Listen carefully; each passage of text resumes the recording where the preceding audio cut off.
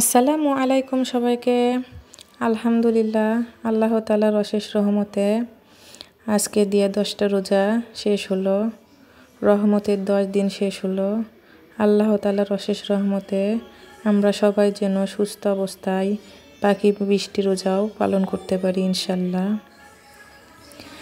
আজ দুপুরবেলা বাজার থেকে ট্যাংরা মাছ ও সজিনা নিয়ে এসেছে। আমি এখন সেটাই রান্না করছি। আলু ও সজিনা দিয়ে ট্যাংরা মাছের তরকারি একটু মাখা মাখা করে রান্না করলাম। আর আমি এখন রান্না করব কচু শাক। গ্রামে থাকি, দেশি কচু শাক পাওয়া যায়। দেশি কচু শাক এক ভাবি আমাকে নিয়ে এসে দিয়েছে।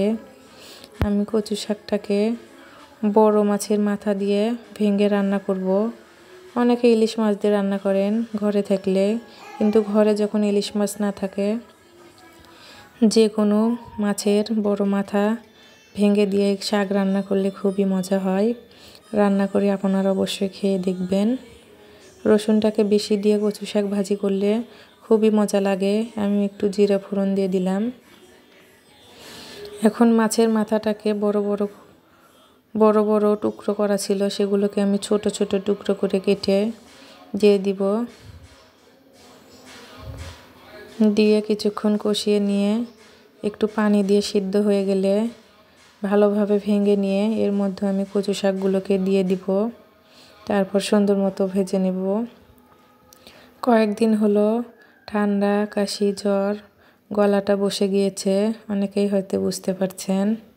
আল্লাহ তাআলার কাছে প্রার্থনা খুব তাড়াতাড়ি যেন গলা ব্যথা ও ঠান্ডা ভালো হয়ে যায় ইনশাল্লাহ। আমি কচু শাকটিকে দিয়ে লবণ দিয়ে ছিটে কিছুক্ষণ ঢেকে রেখেছিলাম। তারপর দেখুন সুন্দরভাবে কচু শাকটি আমার ভাজা হয়ে গিয়েছে। এই পর্যায়ে আমি এখন নামিয়ে নিব। এ পাশে আমি আমাদের গাছ থেকে পেঁপে পেড়ে মাছ দিয়ে রান্না করেছি।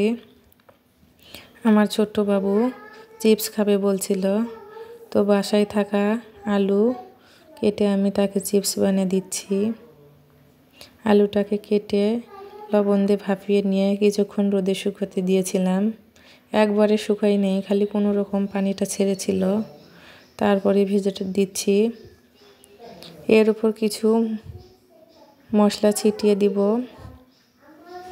খেতে একবারে দোকানের চিপসের মতো লাগবে, কিন্তু এটি বেশি স্বাস্থ্যকর। আজকের ভিডিওটি এই পর্যন্তই। কেমন লেগেছে অবশ্যই কমেন্টে জানাবেন। সবাই ভালো থাকবেন। আল্লাহ হাফেজ।